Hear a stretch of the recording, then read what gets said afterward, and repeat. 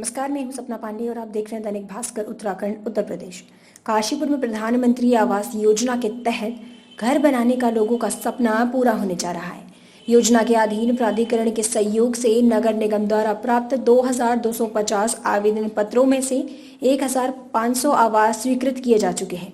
गुरुवार को नगर निगम सभागार में आयोजित पत्रकार वार्ता के दौरान महापौर श्रीमती उषा चौधरी ने अपने 2.25 साल के कार्यकाल की उपलब्धियां बताते हुए जानकारी दी कि निगम क्षेत्र के सभी 40 वार्डों में से 17 करोड़ की लागत से 350 सड़कों का कायाकल्प होने जा रहा है, जिसकी निविदाएं की जा चुकी हैं।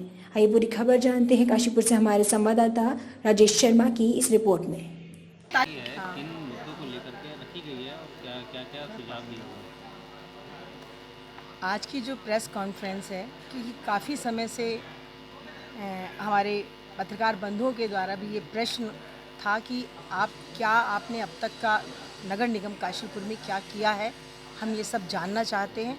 तो आप सभी लोगों को इसकी जानकारी देने के लिए अपने सभी पार्षदगणों की उपस्थिति में, अपने कर्मचारियों, अपने अधिकारियों की उपस्थिति में आज ये मीटिंग की गई और आप सभी लोगों को आमंत्रित कर ये सभी जो 2 साल 3.5 महीने की जो उपलब्धियां थी, जो कार्य नगर निगम बोर्ड के माध्यम से किए गए, वो सभी आपको बताए गए हैं आज। देखिए, मेरा मानना है कि यदि इंसान की तारीफ़ होती रहेगी तो शायद इंसान आगे नहीं बढ़ पाएगा। आलोचनाओं से इंसान को बहुत कुछ सीखने को मिलता है और यदि कहीं पर कोई कमी है, आप लोगों के माध्यम से वो कमी सामने आती है तो निश्चित ही उसमें सुधारीकरण के हमें आगे बढ़ने का एक रास्ता मिलता है और उसको सुधार जरूर किया जाएगा। जो पार्किंग वाला जो आपने बताया, उसके लिए भी मैंने क्या हम लोगों ने कर चुके हैं। 16 हमने पार्किंग चिन्हित किए हैं, उनको नोटिस दिए हैं, कैसे आगे उन पर कार्रवाई करने वाले हैं। बैंकों को नोटिस पहुंचा दिए गए हैं, उनको कैसे कार्रवाई करने वाले हैं, ये सब मैं आपको अवगत करा चुका हूँ। उसको 3 साल नहीं कहूँगी, मैं उसको 2 साल 3.5 महीने कहूँगी, क्योंकि अभी 9 महीने बाकी हैं उसमें।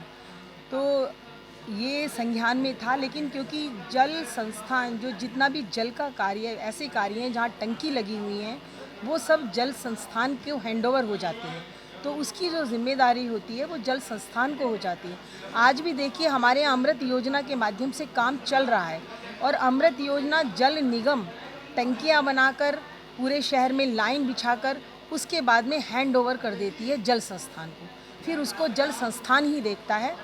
और अब बहुत जल्द, अभी मैंने 1 सप्ताह के अंदर ही एक मीटिंग हम लोग सभी विभागों की बुलाने वाले हैं, ताकि सभी में पहले तो हम अलग अलग बात करते थे, लेकिन अब की बार सामूहिक रूप से एक मीटिंग हम लोगों ने आमंत्रित की है। तो वहाँ बुलाकर इन सभी बातों पर निर्णय भी लिया जाएगा और आने वाले समय में जल संस्थान के माध्यम से ही उस टंकी को पुनः सुचारू रूप से चलाया भी जाएगा। देखिए, चुनौती भी हमें बहुत कुछ आगे बढ़ने के लिए सीख देती है और जीवन में चुनौती ना हो तो शायद आगे बढ़ने का रास्ता बंद हो जाता है। जहाँ तक कर्मचारियों की बात है, देखिए, जो गवर्नमेंट का रेशो है वो 1000 पर 2 कर्मचारी, उस हिसाब से देखा जाए तो हमारे पास कर्मचारी भरपूर हैं।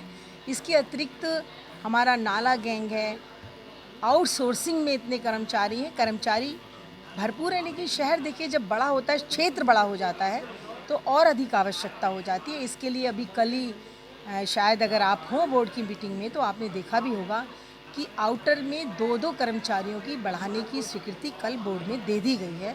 तो अभी हमने 5-5 कर्मचारी उनको दिए थे आउटर में, अब 2-2 कर्मचारी उनको और देने जा रहे हैं। तो इससे काफ़ी कुछ जो समस्या है वो हल होगी।